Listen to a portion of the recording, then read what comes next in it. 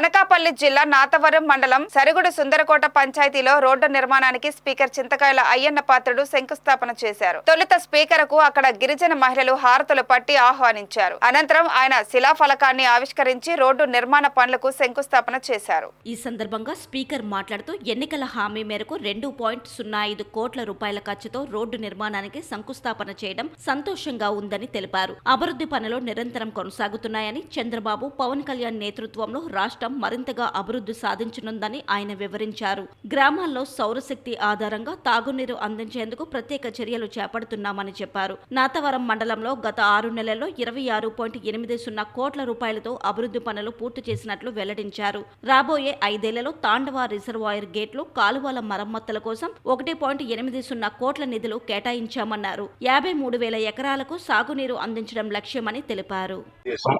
పని అవుతుంది చూస్తూ వచ్చాను నేను. అలాగే కింద నుంచి పైకి కూడా నేను ఎప్పటి నుంచో రోడ్డు వేయాలని చెప్పి మనందరం ఆలోచన చేసాం. కానీ కొండ మీదకి వేయాలంటే ఆ రోజుల్లో పెద్ద ఇబ్బంది పడుతుంది అనుకున్నాం.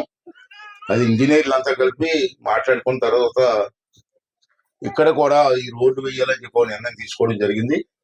దానికి ముఖ్యమంత్రి గారు అలాగే పవన్ కళ్యాణ్ గారు కలిపి ఆలోచన చేసి మనకి 2 కోట్ల, ఇందాక తప్పు చెప్పారు, 2,05,00,000 ప్రశ్నలు తప్పు రాస్తారని చెప్తున్నాను. 40 లక్షలు కాదు, 2,05,00,000 రూపాయలు శాంక్షన్ చేయడం జరిగింది. ఇది మీరు ఎప్పటి నుంచో కలగంటున్నటువంటి కళ. ఇది ఈవేళ ఈ ఉమ్మడి ప్రభుత్వంలో అందరం కలిసి వారి ఆశీర్వాదంతో ఇక్కడ నిర్మించుకోవడం జరిగింది. చాలా సంతోషం. మరి ఆ రోజుల్లోనే ఇక రోడ్డు అంటే వేసాం.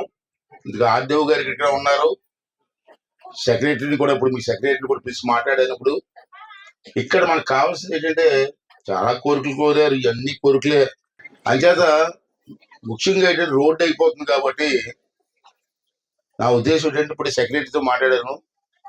ముఖ్యంగా ఆడవాళ్ళకి కావాల్సింది ఏంటంటే ముఖ్యంగా మంచినీళ్ళు. మీకు మంచినీళ్ళు ఇబ్బంది లేకుండా చెయ్యాలా, అందుకే అడిగాను ఇప్పుడు ఏం చెయ్యాలని నేను. అది కూడా ఆర్డీఓ గారు ఉన్నారు, పంచాయతీరాజ్ ఎవరు ఉన్నారండి ఇక్కడ, ఆర్డబ్ల్యూఎస్ డిఓ ఉన్నారా, డిఈ గారు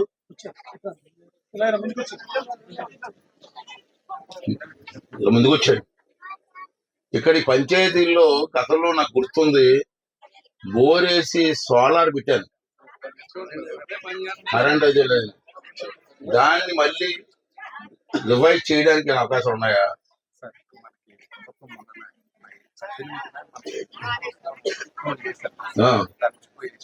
అదే మీరు ఏం చేస్తారో తెలీదు.